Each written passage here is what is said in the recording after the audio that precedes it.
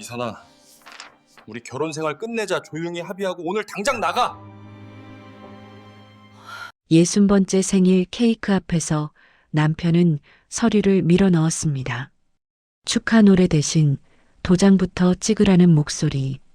그 순간 현관문이 열리더니 불륜녀가 안방 주인처럼 들어와 비웃었습니다. 아줌마, 빨리 나가세요. 여기 이제 제 집이거든요. 캐리어 하나에 30년이 접히고 미선이는 쫓기듯 문 밖으로 밀려났습니다. 그런데 중풍으로 떨기만 하던 시아버지가 낡은 서류 가방을 미선이 손에 억지로 쥐어줍니다. 버려, 쓸모없어. 공원 벤치. 무심코 지퍼를 여는 순간 미선은 숨이 멎어 그 자리에 주저앉고 맙니다. 사연 시작 전에 구독과 좋아요 눌러주시고 지금 어디에서 듣고 계신지도 댓글로 남겨주세요. 그곳까지 마음으로 찾아가 감사 인사 전하고 싶습니다. 그럼 오늘의 사연 시작합니다. 새벽 5시 알람이 울리기도 전에 눈이 떠집니다. 28년간 반복된 이 시간이 이제는 알람보다 정확해요. 조용히 이불을 걷고 일어납니다. 옆에서 코를 고는 남편 태준을 보며 어떤 감정도 느껴지지 않는 제 자신이 낯설었습니다. 복도를 지나 시아버지 방으로 들어갑니다. 13년 전 뇌졸중으로 쓰러지신 후 시아버지는 반신마비 상태로 누워 계세요. 방문을 열자 특유의 냄새가 코를 찌릅니다. 기저귀를 갈아야 할 시간이에요. 아버님, 미선이에요. 기저귀 갈아드릴게요. 시아버지의 눈이 천천히 저를 향합니다. 말씀은 못하시지만 그 눈빛만큼은 또렷해요. 저는 익숙한 손길로 시아버지를 돌보기 시작합니다. 몸을 닦아드리고 깨끗한 기저귀로 갈아드리고 욕창이 생기지 않도록 자세를 바꿔드립니다. 이 일을 13년째 하고 있습니다. 하루도 빠짐없이요. 시어머니는 딱 한 번도 아들의 간병을 도와준 적이 없어요. 시동생 태식이도 심지어 제 남편 태준이도 아버지 방에 들어가는 걸 꺼립니다. 오직 저만이 며느리인 제가 이 모든 걸 감당하고 있어요. 아버님, 오늘 날씨 좋아요. 창문 좀 열어드릴게요. 시아버지의 손이 미세하게 움직입니다. 감사하다는 표시인 걸 저는 압니다. 13년 동안 매일 함께하다 보니 이제는 작은 움직임으로도 무슨 뜻인지 알 수 있어요. 부엌으로 내려가 아침 준비를 시작합니다. 시어머니는 입맛이 까다로우세요. 된장찌개에 간은 정확히 이만큼, 밥은 조금 되직하게, 반찬은 최소 6가지는 차려야 합니다. 실수라도 하는 날엔 친정에서 받아온 것도 없으면서 밥은 이따위로 하나? 시어머니의 목소리가 아직도 귓가에 맴돕니다. 28년 전 가난한 시골 마을 출신인 제가 이 집에 시집 왔을 때부터 들어온 말입니다. 제 친정 부모님은 평범한 농부셨어요. 땅 한 떼기 없이 남의 농사를 도우며 근근히 살아가셨죠. 시어머니는 그게 평생 마음에 안 드셨나 봅니다. 이것도 반찬이라고 차린 거야? 옆집 큰 며느리는 아침부터 갈비찜을 해온다던데? 죄송합니다, 어머님. 내일은 더 잘 준비하겠습니다. 저는 늘 고개를 숙입니다. 변명하면 더 심한 말이 돌아오니까요. 남편 태주는 그럴 때마다 신문만 보고 있어요. 마치 제가 투명인간이라도 되는 것처럼요. 여보, 오늘 회사 회식이 있어서 늦을 거야. 태준이 출근하며 던지는 말입니다. 대답을 기다리지도 않아요. 저는 그저 고개만 끄덕입니다. 언제부턴가 우리 부부 사이에는 대화가 사라졌어요. 아니, 애초에 대화가 있었던 적이 있었나 싶기도 합니다. 아들 재민이는 2년 전에 결혼해서 따로 살고 있어요. 한 달에 한 번 올까 말까 합니다. 할머니, 할아버지 생신 때나 명절에나 얼굴을 비추죠. 그래도 제 아들이니까 올 때마다 반가워서 이것저것 챙겨줍니다. 낮 12시 시아버지 점심 식사를 도와드립니다. 숟가락으로 죽을 한 술씩 떠서 드리면서 문득 이상한 걸 느꼈어요. 시아버지의 눈빛이 오늘따라 유독 강렬합니다. 무언가 말하고 싶은 듯한 그런 눈빛이었어요.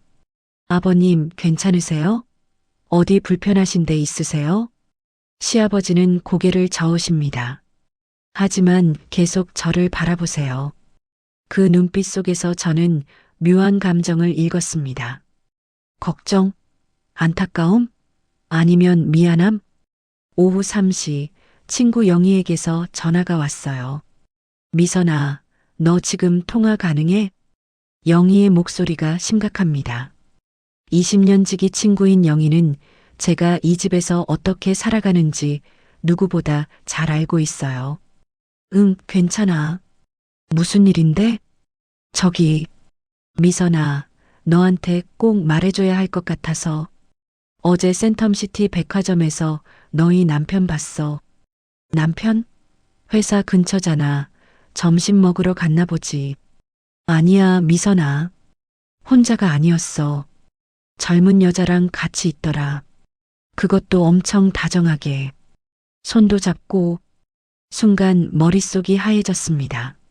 손에 들고 있던 행주가 바닥에 떨어졌어요. 미선아? 너 괜찮아? 응, 괜찮아. 아마 회사 직원이겠지. 고마워, 영희야. 전화해줘서. 전화를 끊고 한참을 멍하니 서 있었습니다.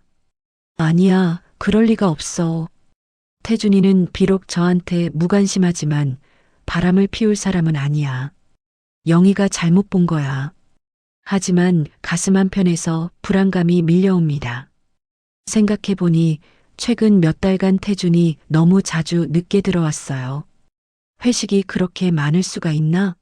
주말에도 골프라며 나갔다가 밤늦게 들어오곤 했죠. 다음 날 저는 결심했습니다. 직접 확인하기로요. 시어머니께 급한 일이 생겼다고 거짓말하고 집을 나섰습니다. 영희가 목격했다는 센텀시티 백화점으로 향했어요. 점심시간이 조금 지난 오후 1시쯤 백화점 카페 거리를 걷고 있는데 멀리서 익숙한 뒷모습이 보였습니다. 태준이에요. 그리고 그 옆에는 한 30대 중반쯤 돼 보이는 여자가 있었습니다. 여자는 화사한 원피스를 입고 있었어요. 긴 머리를 찰랑이며 걸으며 태준의 팔에 자연스럽게 손을 얹었습니다. 그리고 태준은 웃고 있었어요.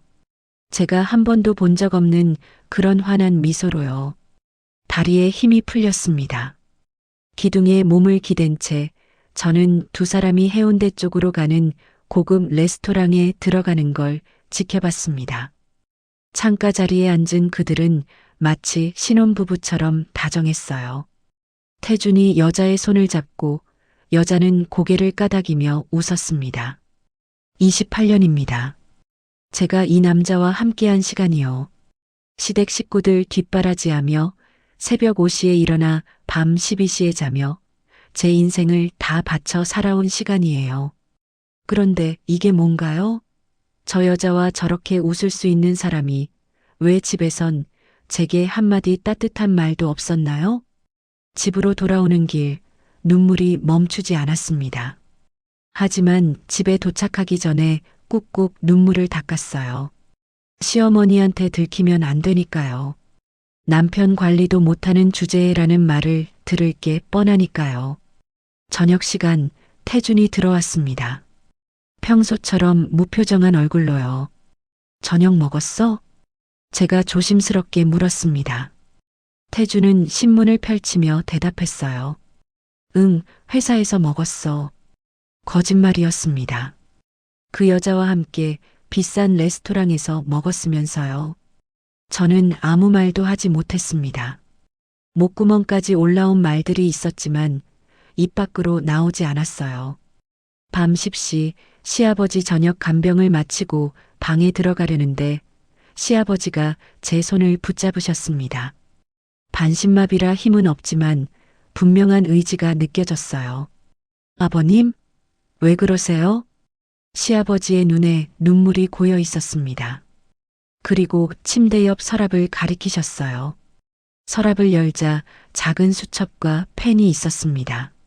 시아버지는 떨리는 손으로 펜을 잡고 힘겹게 뭔가를 쓰기 시작하셨어요.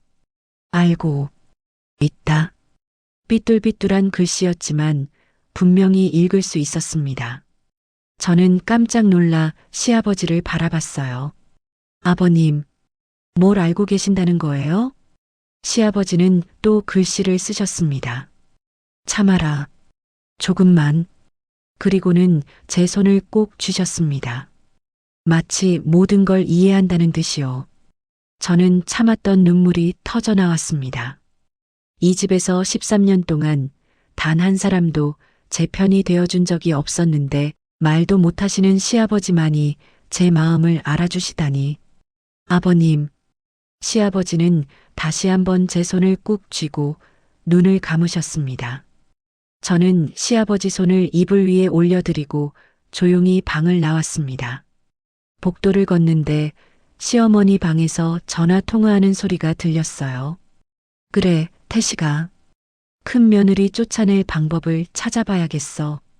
전현이 재산에 욕심이라도 부리면 큰일이야. 저는 그 자리에 얼어붙었습니다. 쫓아낸다고요? 28년을 헌신했는데 쫓아낸다고요? 방으로 돌아와 이불을 뒤집어 쓰고 울었습니다. 소리 내지 않으려고 입을 틀어막으며 울었어요. 남편의 배신, 시어머니의 차갑고 냉혹한 말, 그리고 불확실한 미래. 모든 게 무너져 내리는 것 같았습니다. 하지만 시아버지의 메시지가 계속 떠올랐어요.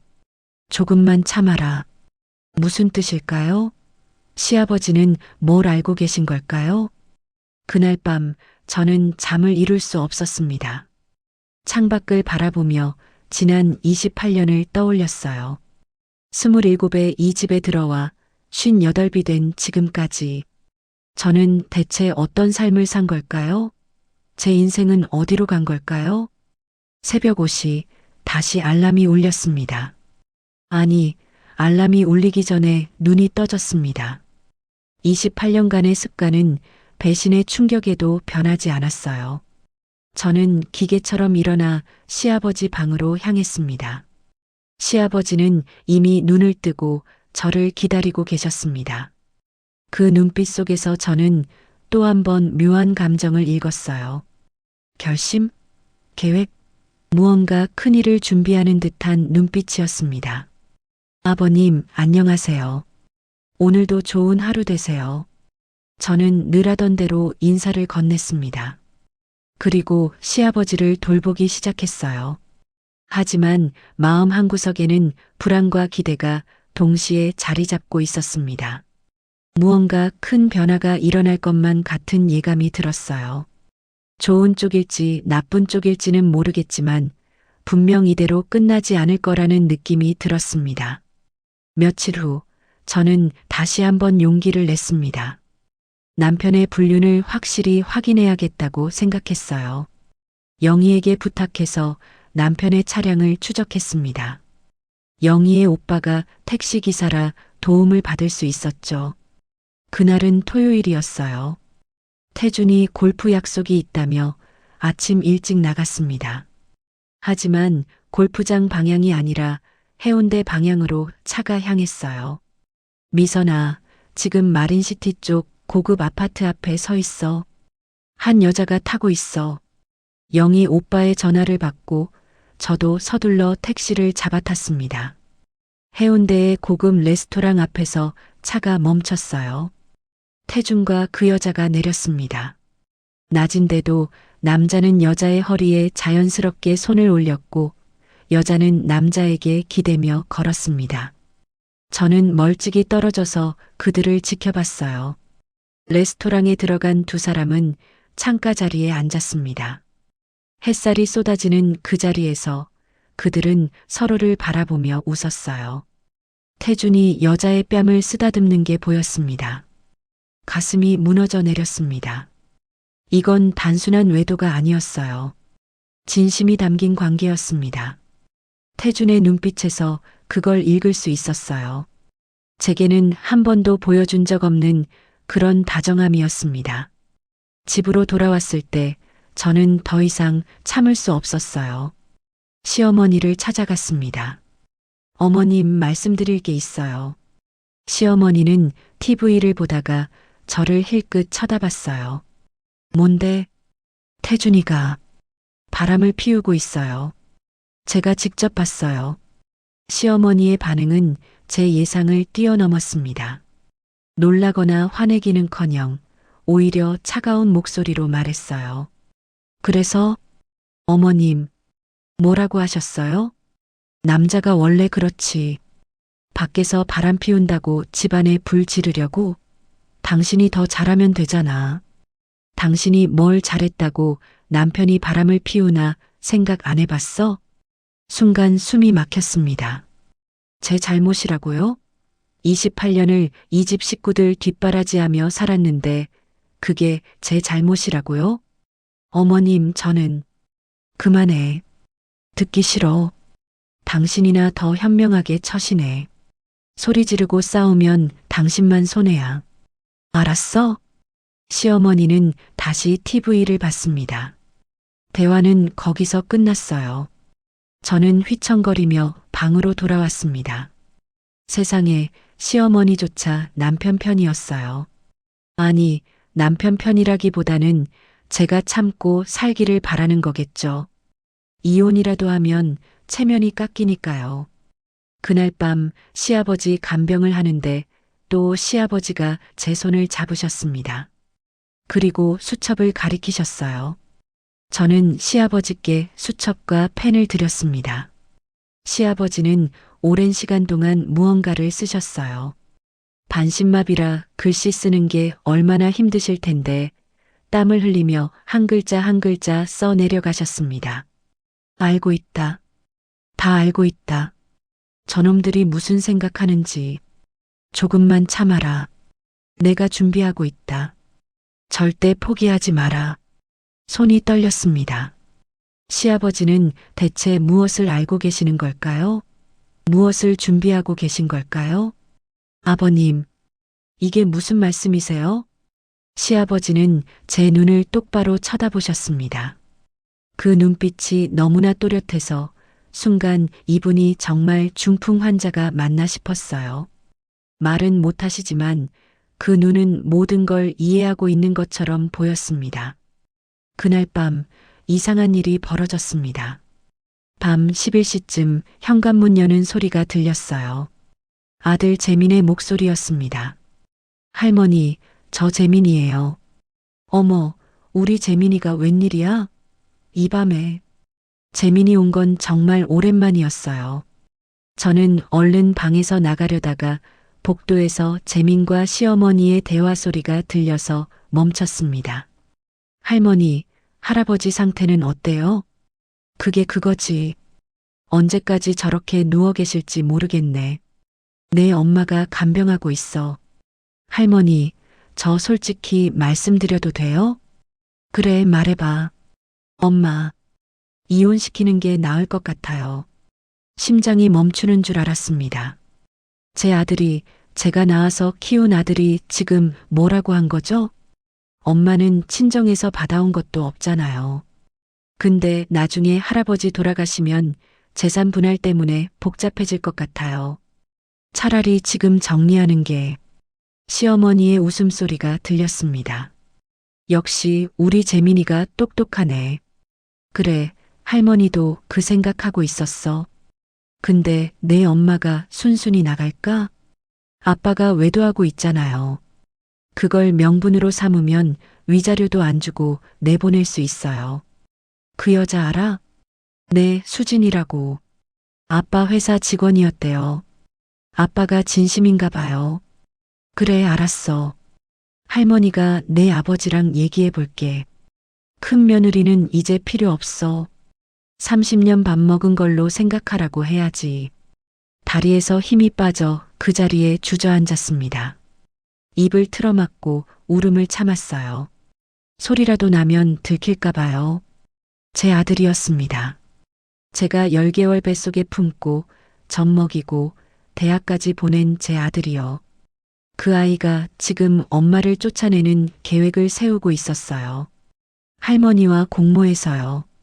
겨우 정신을 차리고 시아버지 방으로 갔습니다. 시아버지는 아직 깨어 계셨어요.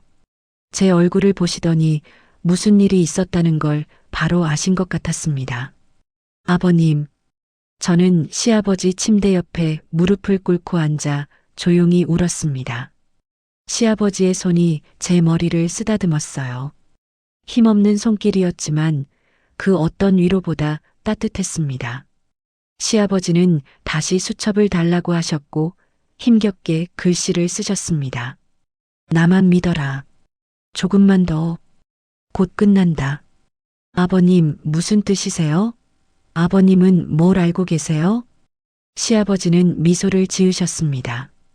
분명히 웃으셨어요. 중풍으로 얼굴 근육이 굳었다고 들었는데 그 순간 시아버지는 한쪽 입꼬리를 살짝 올리셨습니다. 이상했습니다. 뭔가 이상했어요. 시아버지의 눈빛도 미소도 모든 게 너무 또렷했습니다.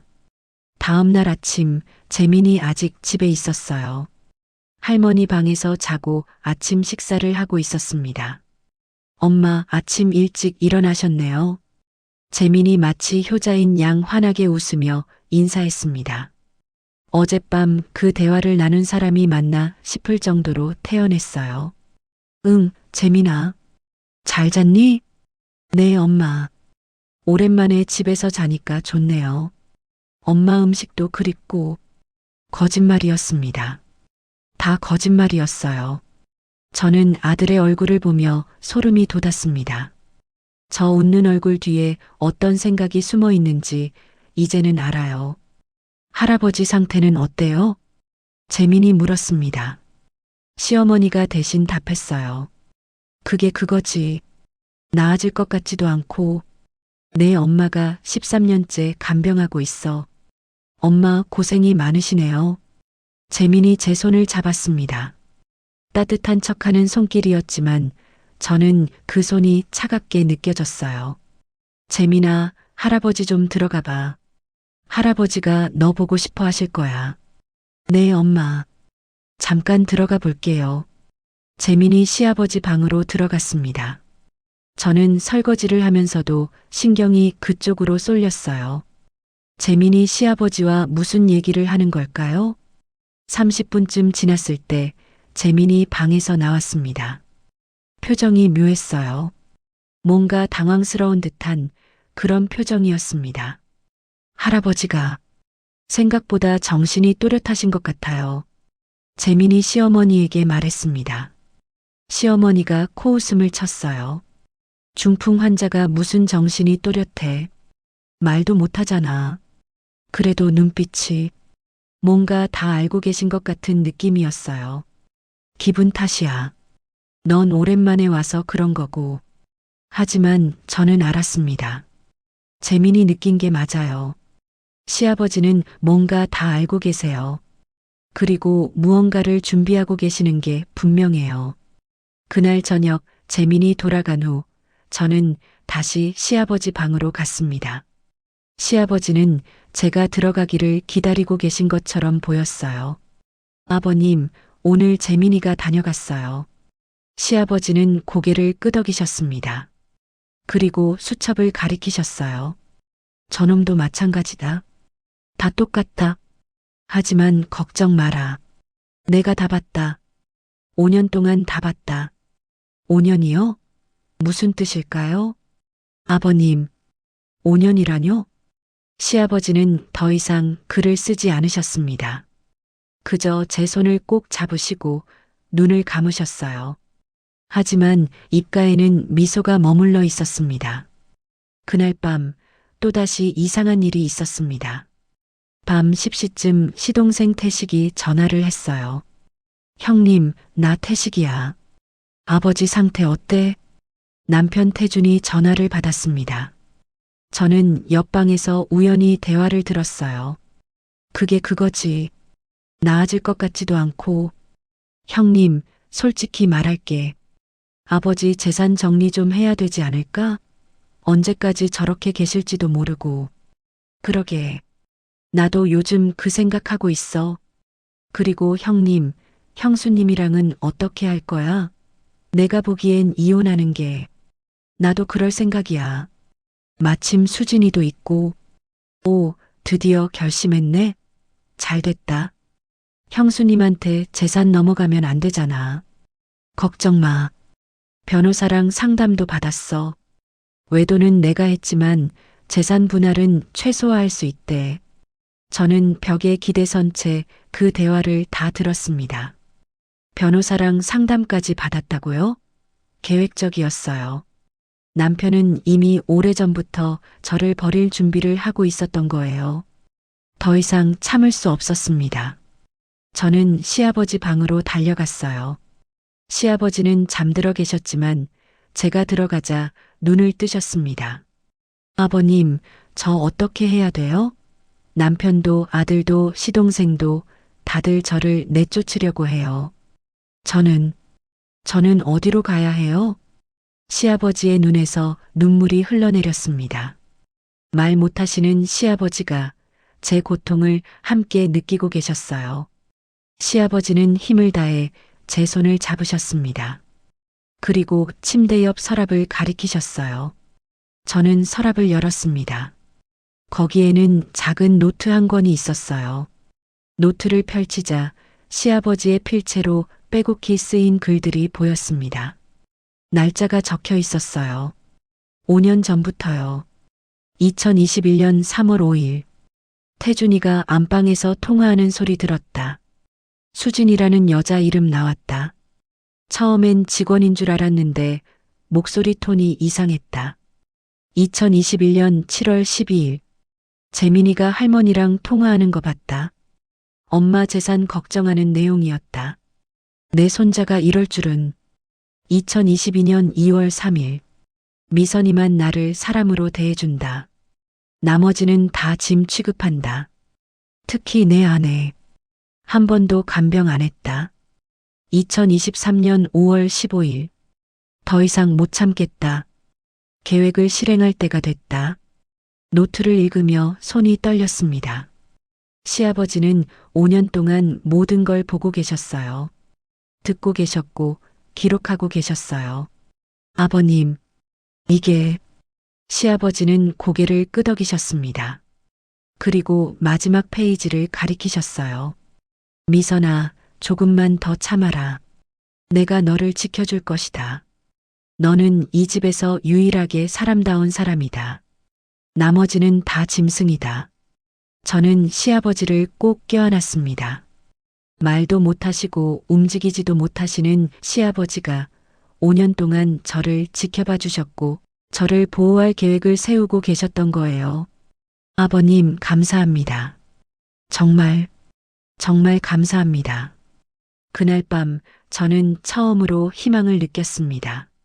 온 세상이 저를 버려도 단 한 사람, 시아버지만은 제 편이었어요. 그리고 시아버지는 무언가 준비하고 계셨습니다. 무엇을 준비하고 계신지는 몰라도 저는 시아버지를 믿기로 했습니다. 조금만 더 참기로 했어요. 시아버지가 말씀하신 대로요. 2026년 3월 15일 제 58번째 생일이었습니다. 아침에 눈을 떴을 때 옆자리는 비어 있었어요. 남편 태주는 어제 늦게 들어와서 새벽에 나갔다고 메모만 남겨놨습니다. 새벽 5시 늘 하던 대로 일어나 시아버지 방으로 갔습니다. 시아버지는 이미 깨어 계셨어요. 아버님, 안녕하세요. 오늘 제 생일이에요. 58살이 됐네요. 시아버지의 눈빛이 흔들렸습니다. 뭔가 걱정스러운 표정이셨어요. 수첩을 달라고 하셔서 드렸는데 이번에는 평소보다 더 힘을 주어 글씨를 쓰셨습니다.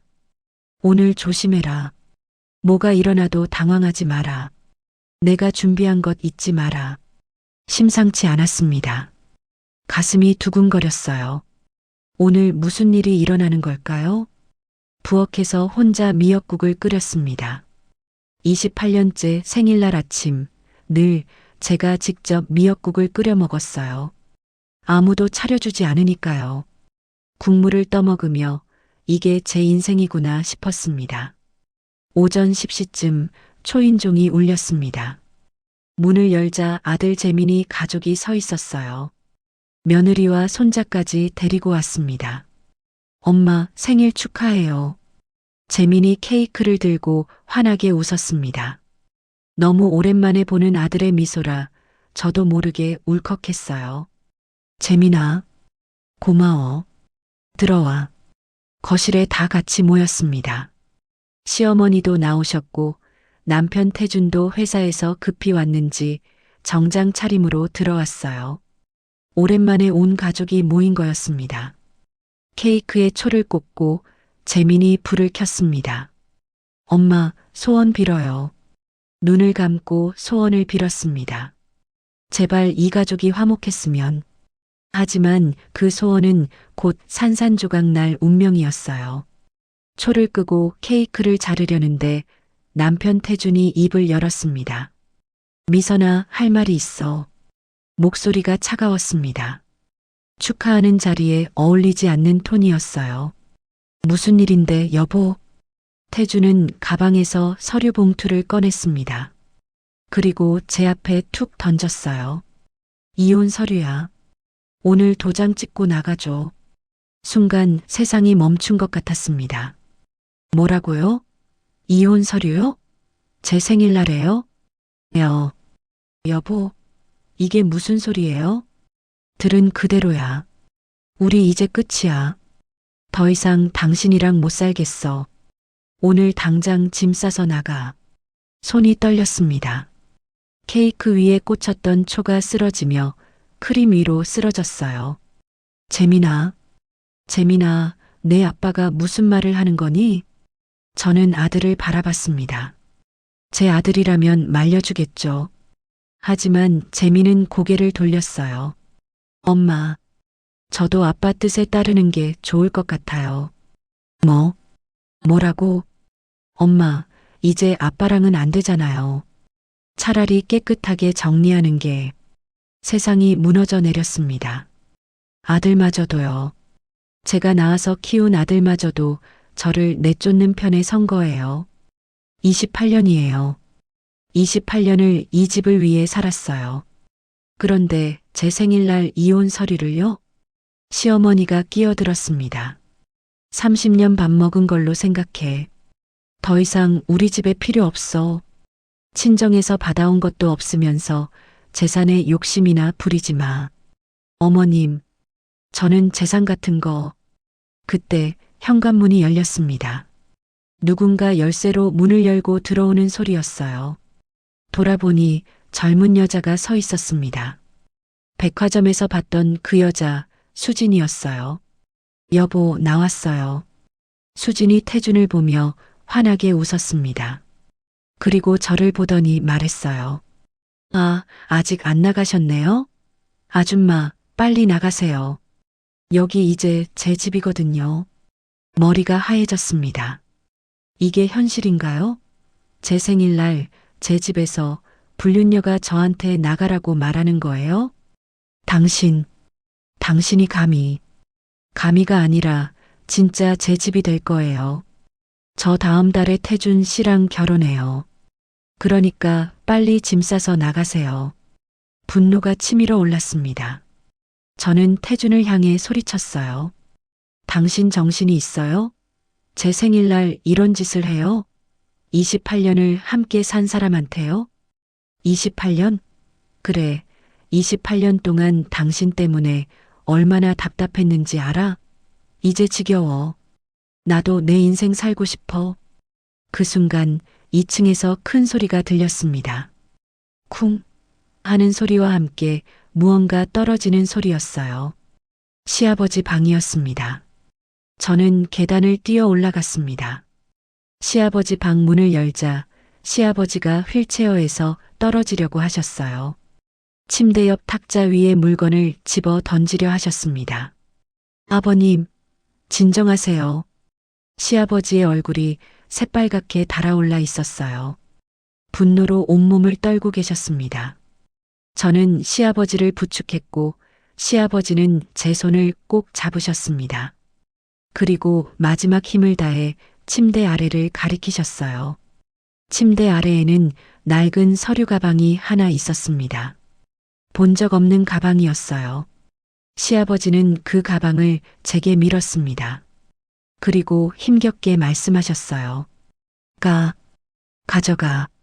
절대 버리지 마. 시아버지의 목소리였습니다. 13년 만에 처음 들었어요.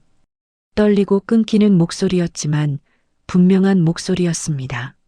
아버님이 말씀을 열어봐. 꼭 열어봐.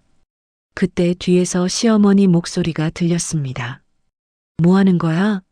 빨리 나와. 저는 서류 가방을 집어들었습니다. 꽤 무거웠어요. 시아버지는 제 손을 놓지 않으셨습니다. 아버님, 저 어떡해요? 믿어. 너는 이긴다. 시아버지의 눈에서 눈물이 흘러내렸습니다. 저도 눈물이 멈추지 않았어요. 시아버지는 마지막으로 제 손을 꼭 쥐시고는 힘없이 손을 놓으셨습니다. 아래층에서 재민이 소리쳤습니다. 엄마, 빨리 내려와요. 짐 싸요. 저는 서류 가방을 들고 아래층으로 내려왔습니다. 거실에는 이미 제 캐리어가 놓여 있었어요. 누군가 제 방에서 꺼내온 거였습니다. 옷은 다 넣었어요. 빨리 나가세요. 수진이 마치 집주인인 양 말했습니다. 저는 캐리어를 잡았어요. 28년의 인생이 캐리어 하나에 담겨 있었습니다. 재민아. 마지막으로 아들을 불렀습니다. 재민은 저를 쳐다보지도 않았어요. 엄마, 빨리 나가요. 새 출발하세요. 새 출발이요? 58살에 갈 곳도 없는 제가요? 현관문을 열고 나섰습니다. 뒤에서 문이 닫히는 소리가 들렸고 곧이어 수진의 웃음소리가 들렸어요. 와, 진짜 나갔네요. 이제 우리 집이에요. 저는 비틀거리며 계단을 내려갔습니다. 캐리어 하나와 낡은 서류 가방 하나를 들고요. 28년의 세월이 이렇게 끝나는 거였어요. 어디로 가야 할지 몰랐습니다. 친구 영희한테 전화할까 생각했지만 손이 떨려서 전화기를 잡을 수도 없었어요. 발걸음이 닿는 대로 걸었습니다. 어느새 용두산 공원에 도착해 있었어요. 벤치에 주저앉았습니다. 캐리어와 서류 가방을 옆에 놓고요. 3월의 차가운 바람이 뺨을 스쳤습니다. 저는 하염없이 울었어요. 소리내어 울었습니다. 이제 참을 필요도 없었으니까요. 내 집도 내 가족도 아무것도 없으니까요. 얼마나 울었을까요? 해가 기울기 시작했습니다. 저는 옆에 놓인 서류 가방을 바라봤어요. 시아버지가 그렇게 강조하셨던 가방이었습니다. 절대 버리지 마라. 꼭 열어봐라. 떨리는 손으로 가방을 열었습니다. 낡은 가방이었지만 잠금 장치는 튼튼했어요. 찰칵 소리를 내며 열렸습니다. 가방 안에는 여러 서류 봉투들이 가지런히 정리되어 있었습니다. 제일 위에 있는 봉투에는 미선에게라고 적혀 있었어요. 봉투를 열자 시아버지의 편지가 나왔습니다. 미선아, 이 편지를 읽고 있다면 내 계획대로 된 것이다. 놀라지 마라. 그리고 절망하지 마라. 이 가방 안의 모든 것은 내 것이다. 나는 5년 전부터 준비했다. 너를 위해서. 손이 떨렸습니다. 다음 봉투를 열었습니다. 주식 이전 증서였어요. 회사 주식 53%가 제 명의로 되어 있었습니다. 3년 전 날짜로요. 이게 뭐지? 다음 봉투에는 부동산 등기부등본이 있었습니다. 서면의 상업용 건물, 남포동의 오피스텔, 해운대의 상가. 총 6채의 부동산이 모두 제 명의로 되어 있었어요. 세상에. 다음 봉투에는 통장 4개가 들어 있었습니다. 모두 제 명의였어요. 잔액을 확인했습니다. 3억 5천, 4억, 3억 8천, 3억 7천, 총 15억 원이었습니다. 숨이 막혔습니다. 이게 현실인가요? 꿈인가요? 마지막 봉투를 열자 USB와 두툼한 일기장이 나왔습니다. 그리고 시아버지의 편지가 하나 더 있었어요. 미선아, 나는 중풍 환자가 아니었다. 5년 전부터 일부러 연기를 했다. 이 집안 식구들의 본성을 보기 위해서였다. 결과는 처참했다. 내 아내는 한 번도 나를 돌보지 않았다. 내 아들들은 재산만 걱정했다. 손자는 할머니와 공모해 내를 쫓아낼 계획을 세웠다. 하지만 너 오직 너만이 나를 사람으로 대해줬다. 13년 동안 하루도 빠짐없이 나를 돌봐줬다. 기저귀를 갈고 밥을 먹이고 말벗이 되어줬다. 너는 이 집에서 유일하게 사람다운 사람이었다. USB 안에는 5년간 녹음한 그들의 대화가 다 들어있다. 일기장에는 내가 목격한 모든 것이 기록되어 있다. 이 증거들로 너는 이길 것이다. 변호사 박준호에게 연락해라. 그는 이미 모든 것을 알고 있다. 내 유언장도 그에게 맡겼다. 미선아, 울지 마라. 이제 내 인생을 살아라. 내 이름으로 살아라. 너는 충분히 자격이 있다. 영원히 너를 응원한다. 마이너스 시아버지 강회장. 편지를 읽으며 눈물이 멈추지 않았습니다. 시아버지께서 5년 동안 이 모든 걸 준비하신 거였어요. 저를 위해서요. 해가 완전히 졌습니다. 공원 가로등에 불이 켜졌어요. 저는 서류 가방을 꼭 안고 앉아 있었습니다. 절망의 끝에서 저는 희망을 발견했습니다. 시아버지가 남겨주신 희망을요. 이제 시작입니다. 진짜 싸움은 이제부터예요. 용두산 공원 벤치에서 밤을 샜습니다. 서류 가방을 꼭 안고 앉아 있었어요. 추웠지만 가방 속 서류들을 생각하니 이상하게 따뜻했습니다. 새벽 6시 친구 영희에게 전화했습니다. 미선아, 왜 이렇게 일찍? 목소리가 왜 그래? 영희야, 나 지금 용두산 공원에 있어. 올 수 있어? 뭐? 공원에? 무슨 일이야? 말하자면 길어. 제발 와줘. 30분 후 영희가 도착했습니다. 헝클어진 머리에 캐리어를 옆에 둔 저를 보고 영희가 깜짝 놀랐어요. 미선아, 무슨 일이야? 왜 여기 있어? 저는 어제 있었던 일을 모두 얘기했습니다. 생일날 받은 이혼 서류, 불륜녀의 등장, 집에서 쫓겨난 일, 그리고 시아버지가 주신 서류 가방까지요. 세상에, 그 인간들이 어떻게... 영희가 분노로 떨었습니다. 저는 서류 가방을 열어 내용물을 보여줬어요. 이게 다 진짜야? 영희가 주식 증서와 부동산 등기부를 보며 놀랐습니다. 아버님이 준비하신 거야. 5년 동안요. 미선아, 이거 대박이야. 너 이제 건물주야, 건물주. 그런데 영희야, 이걸 어떻게 해야 할지 모르겠어. 법적으로 어떻게... 변호사? 편지에 나온 변호사한테 연락해봐. 저는 편지를 다시 꺼냈습니다. 박준호 변호사라고 적혀 있었어요. 그리고 연락처도 함께요. 영희네 집에서 샤워하고 옷을 갈아입었습니다. 거울을 보니 완전히 다른 사람 같았어요. 어제의 나약한 며느리가 아니라 뭔가 단단해진 느낌이었습니다. 오전 10시 박준호 변호사 사무실로 갔습니다. 서면에 큰 빌딩 20층에 있는 사무실이었어요. 영희가 함께 가져왔습니다. 강미선 씨 맞으십니까? 40대 중반쯤 되어 보이는 변호사가 반갑게 맞아주었습니다. 네, 맞습니다. 시아버지께서 알고 있습니다. 강 회장님께서 3년 전부터 저와 함께 모든 걸 준비하셨습니다. 앉으세요. 변호사는 두툼한 파일을 꺼냈습니다. 강 회장님은 5년 전부터 계획을 세우셨습니다. 중풍 환자 행세를 하시면서 가족들의 본성을 관찰하셨죠. 그리고 3년 전 저를 찾아오셨습니다. 당시에는 혼자 걸어오셨어요. 네. 혼자 걸어서요? 네. 강 회장님은 중풍 환자가 아니었습니다. 2018년에 가벼운 뇌졸중을 겪으신 건 맞지만 1년 만에 완전히 회복하셨어요. 하지만 그 이후로 일부러 연기를 하신 겁니다.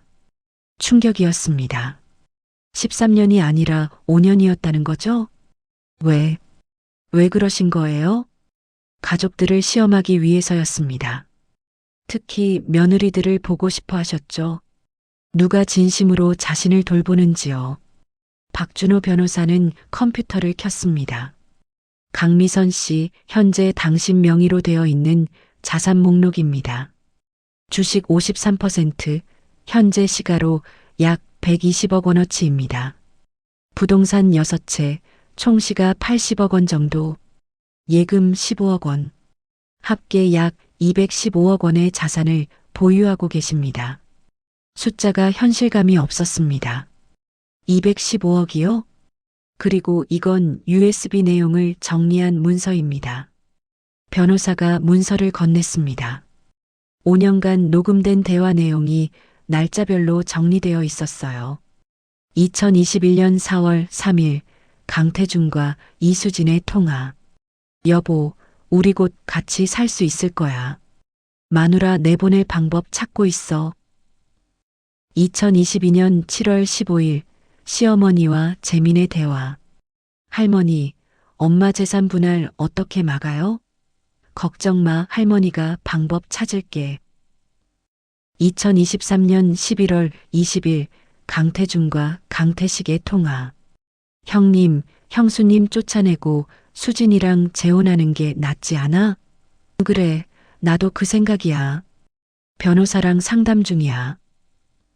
한 장 한 장 읽으며 온몸이 떨렸습니다.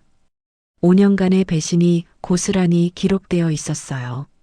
강 회장님은 이 모든 걸 녹음하셨습니다. 방에 소형 녹음기를 여러 개 설치하셨죠. 그리고 밤마다 USB에 옮기셨고요. 아버님이 직접 하셨다고요? 네.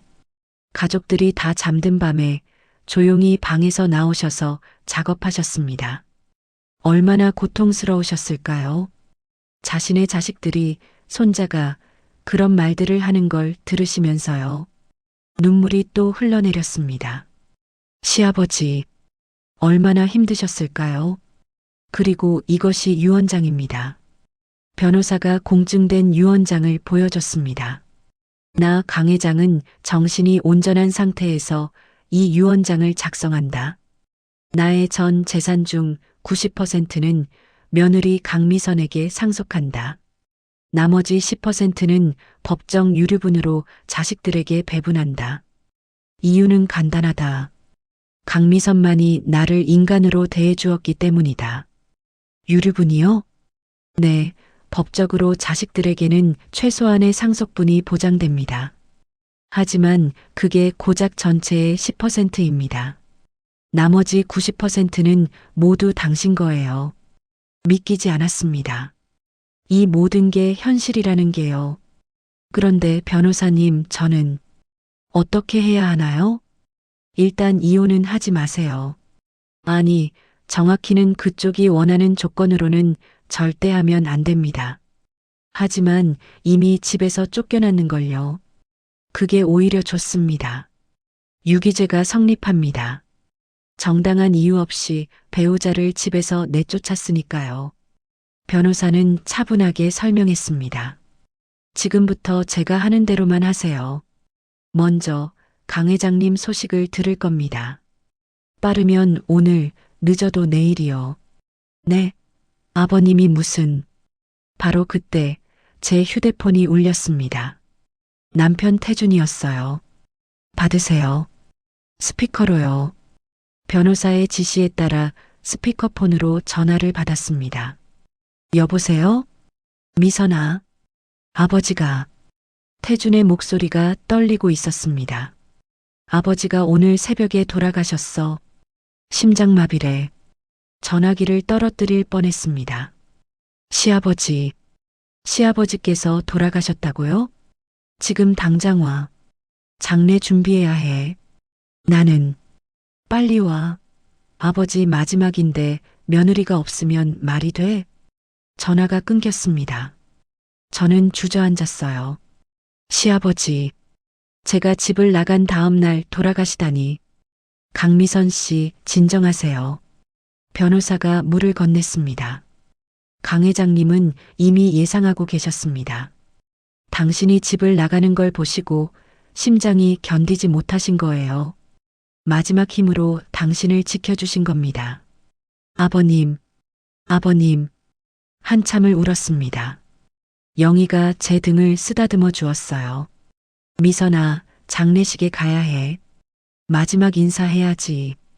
근데 얼굴을 어떻게 보겠어? 저 사람들, 당당하게 가세요. 변호사가 말했습니다. 당신은 아무 잘못도 없어요. 오히려 그쪽이 잘못한 겁니다. 그리고 장례식이 끝나면 진짜 싸움이 시작됩니다. 장례식장에 도착했습니다. 시아버지는 시내 큰 병원 장례식장에 계셨어요. 많은 조문객들이 와 있었습니다. 상주석에는 태준과 태식, 그리고 시어머니가 앉아 있었습니다. 제가 들어서자 태준이 일어났어요. 왜 이제 와? 어제 쫓아냈다고 장례도 안 올 거야? 아버님 뵈러 왔어요. 저는 영정 사진 앞으로 갔습니다. 시아버지는 사진 속에서 환하게 웃고 계셨어요. 중풍 환자가 아니었을 때의 모습이었습니다. 아버님, 미안해요. 제가 더 잘해드렸어야 했는데. 무릎을 꿇고 절을 올렸습니다. 눈물이 멈추지 않았어요. 아버님, 감사합니다. 정말 감사합니다. 제가 꼭 아버님 뜻대로 할게요. 뒤에서 수진의 목소리가 들렸습니다. 저 아줌마 뭐 하는 거예요? 어제 쫓아냈는데 왜 또 와요? 시어머니가 다가왔습니다. 미선아, 장례 끝나면 바로 가. 여긴 이제 내가 있을 곳이 아니야. 저는 일어나서 시어머니를 똑바로 쳐다봤습니다. 어머님, 유언장 공개 때 다시 뵙겠습니다. 뭐? 유언장? 내가 무슨? 설마 재산에 욕심 부리려고? 욕심이 아니라 권리예요. 아버님이 주신 권리요. 저는 돌아서서 장례식장을 나왔습니다. 당당하게요. 뒤에서 시어머니의 고함 소리가 들렸지만 신경 쓰지 않았어요. 3일 후 장례가 끝났습니다. 그리고 일주일 후 유언장 공개 날이 왔습니다. 변호사 사무실 회의실에 모두 모였습니다. 태준, 태식, 시어머니, 재민, 그리고 저. 수진도 당당하게 따라왔더군요. 박준호 변호사가 유언장을 꺼냈습니다. 고 강 회장님의 유언장을 공개하겠습니다. 변호사가 유언장을 읽기 시작했습니다. 태준의 얼굴이 점점 굳어졌어요. 뭐? 90%를 미선한테? 말도 안 돼. 아버지가 정신이 온전하셨을 리 없어. 태식이 소리쳤습니다. 변호사는 차분하게 서류를 더 꺼냈어요. 강 회장님은 3년 전 정신감정을 받으셨습니다. 완전히 정상 판정 받으셨죠. 그리고 이 유언장은 3년에 걸쳐 4번이나 공증을 받았습니다. 법적으로 완벽합니다. 그래도 이건 말이 안 돼. 며느리가 무슨 재산을. 그럼 이것도 들어보시겠습니까? 변호사가 USB를 컴퓨터에 꽂았습니다. 스피커에서 목소리가 흘러나왔어요. 여보, 우리 곧 같이 살 수 있을 거야. 마누라 내보낼 방법 찾고 있어. 태준의 목소리였습니다. 태준의 얼굴이 새하얘졌어요. 할머니, 엄마 재산 분할 어떻게 막아요? 재민의 목소리였습니다. 재민이 고개를 떨궜어요. 형님, 형수님 쫓아내고 수진이랑 재혼하는 게 낫지 않아? 태식의 목소리도 흘러나왔습니다. 회의실이 조용해졌습니다. 변호사는 계속 파일을 재생했어요. 5년간의 대화들이 모두 흘러나왔습니다. 이게 어떻게? 시어머니가 떨리는 목소리로 말했습니다. 강 회장님은 5년 동안 모든 걸 녹음하셨습니다. 그리고 일기도 쓰셨죠. 변호사가 두툼한 일기장을 꺼냈습니다. 5년간의 관찰 기록입니다. 누가 자신을 돌봤는지, 누가 재산만 걱정했는지 모두 적혀 있습니다. 저는 가만히 앉아서 그들을 바라봤습니다. 창백한 얼굴로 말문이 막힌 그들을요. 그리고 마지막으로 이것은 강 회장님의 영상 메시지입니다. 변호사가 스크린을 켰습니다. 시아버지가 나타났어요. 휠체어가 아니라 의자에 앉아 계셨습니다. 똑바로 앉아서요. 나는 중풍 환자가 아니었다. 5년간 연기를 했다. 가족들을 시험하기 위해서였다. 시어머니가 비명을 질렀습니다. 여보, 당신이, 내 아내는 한 번도 나를 돌보지 않았다. 내 아들들은 재산만 걱정했다. 손자는 며느리를 쫓아낼 계획을 세웠다. 하지만 며느리 미선이만은 달랐다.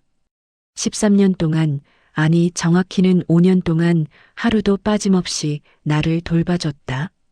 인간으로 대해줬다. 화면 속 시아버지는 눈물을 흘리셨습니다. 미선아, 미안하다. 내가 더 일찍 밝혔어야 했다. 하지만 증거를 모아야 했다. 너를 지켜줄 완벽한 증거를. 이제 이 모든 것은 내 것이다. 당당하게 살아라. 내 이름으로 살아라. 영상이 끝났습니다. 회의실에 정적만 흘렀어요. 태준이 갑자기 무릎을 꿇었습니다. 미선아, 미안해. 정말 미안해. 내가 미쳤었어. 제발 용서해줘. 재산은 조금만 나눠줘. 안 돼요. 제 목소리는 단호했습니다. 30년 동안 당신은 저한테 뭘 했나요? 투명인간 취급했잖아요. 이제 와서 용서요? 재산 나눠달라고요? 미선아, 제발. 변호사님, 이혼 소송 준비해 주세요. 그리고 유기죄, 정신적 학대로 형사 고소도 하겠습니다.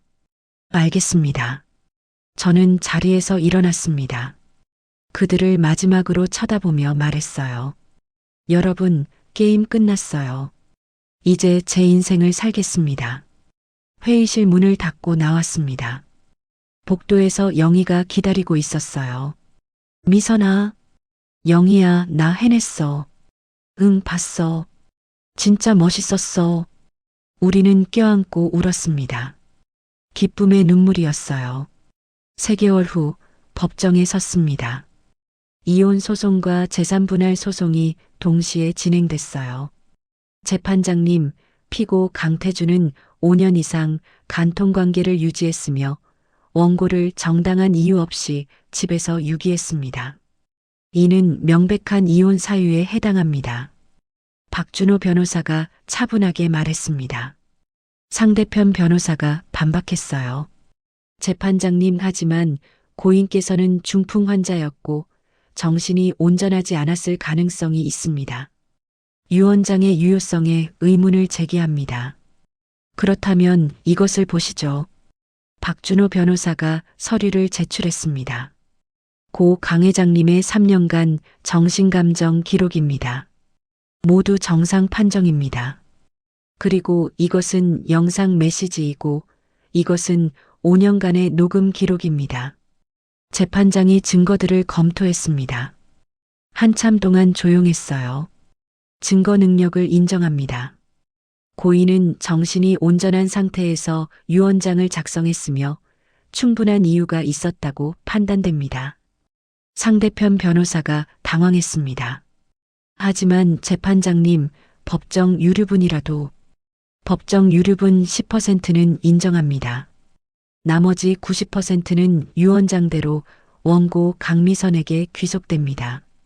재판장님, 태준이 소리쳤습니다. 재판장이 방망이를 쳤어요. 조용히 하세요. 그리고 이용건에 대해서는 피고의 간통과 유기행위가 명백히 인정되므로 위자료 5억 원을 원고에게 지급하라고 판결합니다. 5억이요? 네. 30년간의 헌신을 고려하면 오히려 적은 금액입니다. 판결이 끝났습니다. 저는 이겼어요. 완전히 이겼습니다. 법정 밖으로 나오자 기다리던 영희가 환호성을 질렀습니다. 미선아, 이겼어. 응, 영희야. 이제 시작이야. 그날부터 제 새로운 인생이 시작됐습니다. 먼저 회사에 갔습니다. 주식 53%를 보유한 대주주인 제가 이사회에 참석했어요. 임원들이 수군거렸습니다. 저분이 정말 새 대주주세요? 전 며느리였다던데 58살에 처음 회사에. 저는 당당하게 회의실 맨 앞자리에 앉았습니다. 안녕하세요. 저는 강미선입니다. 오늘부터 이 회사의 대표이사직을 맡겠습니다. 회의실이 웅성거렸어요. 전무 한 사람이 손을 들었습니다. 회장님, 경영 경험이 있으신지요? 없습니다. 솔직하게 답했습니다. 하지만 30년 동안 한 집안을 경영해 왔습니다. 새벽 5시에 일어나 밤 12시에 자며 예산을 관리하고 사람들을 돌보고 문제를 해결했습니다. 그것도 단 한 번의 감사도 받지 못하면서요. 임원들이 조용해졌습니다. 앞으로 3개월간 모든 부서를 돌아보겠습니다. 저는 밑바닥부터 배울 겁니다. 그러니 여러분도 솔직하게 가르쳐 주세요. 저는 배우는 것을 두려워하지 않습니다. 박수 소리가 들렸습니다. 1명, 2명, 결국 전체 임원이 박수를 쳤어요. 3개월 동안 정말 열심히 배웠습니다. 생산부터 영업, 재무, 인사까지 모든 부서를 돌아다녔어요. 새벽에 공장에 나가고 밤늦게까지 장부를 공부했습니다. 회장님, 너무 무리하시는 거 아니에요? 비서 김 과장이 걱정했습니다. 괜찮아요. 30년 동안 시댁 뒷바라지한 것보다 훨씬 쉬워요. 농담이 아니었어요. 정말로 이게 더 쉬웠습니다. 왜냐하면 이건 제 일이었으니까요. 제 이름으로 하는 일이었으니까요. 3개월 후 첫 실적 보고가 나왔습니다. 회장님, 매출이 15% 증가했습니다. 직원 만족도도 상승했고요. 어떻게 된 거예요? 회장님께서 직접 현장을 다니시며 직원들 얘기를 들어주셨잖아요. 그리고 복지를 개선하고 불합리한 관행을 없애셨고요. 다들 좋아합니다. 기뻤습니다. 제가 해냈다는 게요. 하지만 회사만 경영한 건 아니었어요. 저는 광안리에 작은 반찬 가게를 하나 열었습니다. 미선아, 회사도 있는데 왜 반찬 가게를? 영희가 물었습니다. 나는 음식 만드는 게 좋아. 30년 동안 억지로 했지만 사실 요리는 내 적성이거든. 가게 이름은 미선이네 반찬이었어요. 작은 가게였지만 정성껏 만든 반찬들을 팔았습니다. 아줌마, 이 김치찌개 진짜 맛있어요. 멸치볶음 더 주세요. 손님들의 칭찬을 들을 때마다 행복했어요. 시어머니의 잔소리를 들으며 요리했을 때와는 완전히 달랐습니다. 매주 토요일 오전에는 요양원 봉사를 갔습니다. 거동이 불편한 어르신들을 돌보는 일이었어요. 할머니, 오늘 날씨 좋죠? 한 할머니의 손을 잡고 말했습니다. 할머니는 시아버지처럼 말을 못하셨어요. 하지만 눈빛으로 감사를 표현하셨습니다. 할머니, 제가 반찬 만들어 왔어요. 드셔보세요. 할머니에게 직접 만든 음식을 먹여드렸습니다. 마치 시아버지를 돌보듯이요. 요양원 원장님이 말씀하셨어요. 강 회장님, 저희가 정말 감사합니다. 그런데 왜 이런 봉사를 하시는 거예요? 제게 은인이 계셨어요. 그분을 닮은 어르신들을 돌보고 싶어서요. 그리고 시아버지의 이름으로 장학금도 만들었습니다. 강 회장 인성 장학금이라고요. 이 장학금은 성적이 아니라 인성을 보고 줍니다.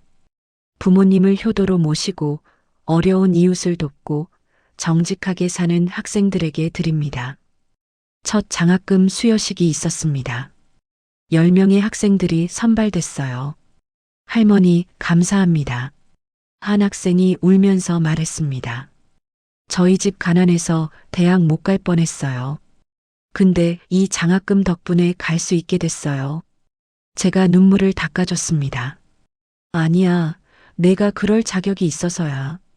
할아버지께서 너 같은 학생을 도우라고 하셨거든. 매주 일요일에는 시아버지 묘소를 찾아갔습니다.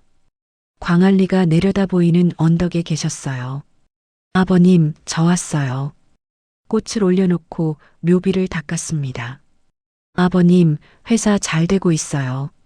직원들이 다 좋아해요. 그리고 반찬 가게도 잘 돼요. 손님들이 맛있대요. 바람이 불었습니다. 마치 시아버지께서 대답하시는 것 같았어요. 요양원 봉사도 하고 있어요. 아버님처럼 말 못하시는 할머니들 돌보고 있어요. 거기 있을 때 아버님 생각이 많이 나요. 하늘을 올려다봤습니다. 파란 하늘에 구름이 흘러갔어요. 아버님, 저 행복해요. 진짜 행복해요. 제 이름으로 살고 있어요. 아버님 덕분이에요. 정말 감사합니다. 1년이 지났습니다. 어느 날 회사에서 회의를 하는데 비서가 들어왔어요. 회장님, 강재민 씨가 찾아오셨습니다. 재민이요? 1년 만이었습니다. 들어오라고 해요. 재민이 들어왔습니다. 많이 수척해져 있었어요. 엄마, 무슨 일이니? 저는 차갑게 물었습니다. 재민은 무릎을 꿇었어요. 엄마, 미안해. 정말 미안해. 나 정말 잘못했어. 일어나. 회사에서 무릎 꿇지 마. 엄마, 나 2년 동안 매일 후회했어. 아빠랑 할머니가 한 짓들 보면서 내가 얼마나 나쁜 놈이었는지 깨달았어. 엄마가 나한테 얼마나 잘해줬는지도. 재민이 울었습니다. 할아버지 영상 보고 충격받았어. 할아버지가 5년 동안 나를 지켜보셨다는 거, 내가 한 말들을 다 들으셨다는 거. 엄마, 나 정말 쓰레기였어. 저는 아무 말도 하지 않았습니다. 엄마 용서받고 싶어? 아니, 용서는 바라지도 않아. 그냥 엄마가 잘 지내는지 알고 싶었어. 행복한지 알고 싶었어. 한참을 침묵이 흘렀습니다. 저는 창밖을 바라봤어요. 재민아. 응, 엄마. 엄마는 널 용서할 거야. 하지만 시간이 필요해. 너도 알지? 엄마가 얼마나 아팠는지. 알아, 엄마. 알아. 천천히 가자. 너도 변해야 하고 엄마도 마음을 추스려야 하니까. 엄마, 고마워. 정말 고마워. 재민이 돌아갔습니다. 저는 다시 창밖을 바라봤어요. 용서하는 게 맞는 걸까요? 아직은 모르겠어요. 하지만 시간이 답을 줄 거라고 믿습니다. 2년 후 제 60세 생일이었습니다. 이번에는 혼자 미역국을 끓이지 않았어요. 영희가 케이크를 들고 왔고 회사 임원들이 꽃다발을 보내왔고 반찬 가게 단골 손님들이 카드를 보내왔습니다. 미선아, 생일 축하해. 영희가 샴페인을 터뜨렸습니다. 60살, 새로운 인생의 시작이야. 그러게 2년 전만 해도 상상도 못했지. 너 진짜 많이 변했어. 아니, 본래 모습을 되찾은 것 같아. 그치? 나도 그렇게 느껴. 초를 끄고 소원을 빌었습니다. 계속 이렇게 행복했으면. 그날 오후 한 경제지 기자가 인터뷰를 왔습니다. 강미선 회장님, 58세에 처음 경영을 시작하셨는데 2년 만에 이렇게 성공하신 비결이 뭡니까? 진심입니다. 진심이요? 네. 직원들에게 진심으로 대하고 고객들에게 진심으로 대하고 일에 진심으로 임하면 됩니다. 거창한 비결은 없어요.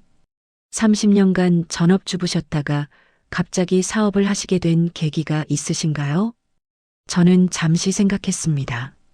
어디까지 말해야 할까요? 저는 30년간 한 사람을 위해 살았습니다.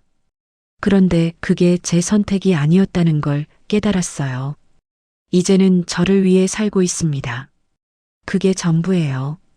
마지막으로 같은 상황에 있는 분들께 한 말씀 해주신다면 절대 포기하지 마세요. 58살도 60살도 70살도 늦지 않았어요. 진심으로 살아온 사람은 반드시 좋은 결과를 얻습니다. 저를 보세요. 저는 증거예요. 기사가 나간 후 많은 분들이 연락을 해왔습니다. 비슷한 처지의 여성들이었어요. 회장님, 용기를 얻었어요. 저도 다시 시작할 수 있을까요? 저는 그들에게 답했습니다. 물론이에요. 저도 했는데 당신도 할 수 있어요. 일요일 시아버지 묘소에 갔습니다. 오늘은 특별히 재민도 함께였어요. 1년간의 시간 끝에 저는 아들을 다시 받아들이기로 했습니다.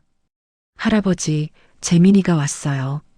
재민이 무릎을 꿇고 절을 했습니다. 할아버지, 정말 죄송합니다. 제가 너무 못됐어요. 이제라도 정신 차렸어요. 할아버지가 왜 엄마한테 모든 걸 주셨는지 이제 알아요. 바람이 불었습니다. 따뜻한 바람이었어요. 아버님, 저 잘하고 있죠? 회사도 잘 되고 봉사도 하고 아버님 이름으로 장학금도 주고 있어요. 자랑스러워 하시죠? 하늘에서 햇살이 쏟아졌습니다. 마치 시아버지께서 웃고 계신 것 같았어요. 집으로 돌아오는 길, 재민이 물었습니다. 엄마, 행복해? 응, 재민아. 엄마 진짜 행복해. 나도 엄마처럼 살고 싶어. 진심으로 사는 거. 그래, 넌 할 수 있어. 아직 젊잖아. 우리는 광안리 해변을 걸었습니다. 파도 소리가 들렸어요. 엄마, 나 이제 아내랑 애들한테 잘할 거야. 엄마가 얼마나 힘들었을지 이제 알아. 고마워, 재민아.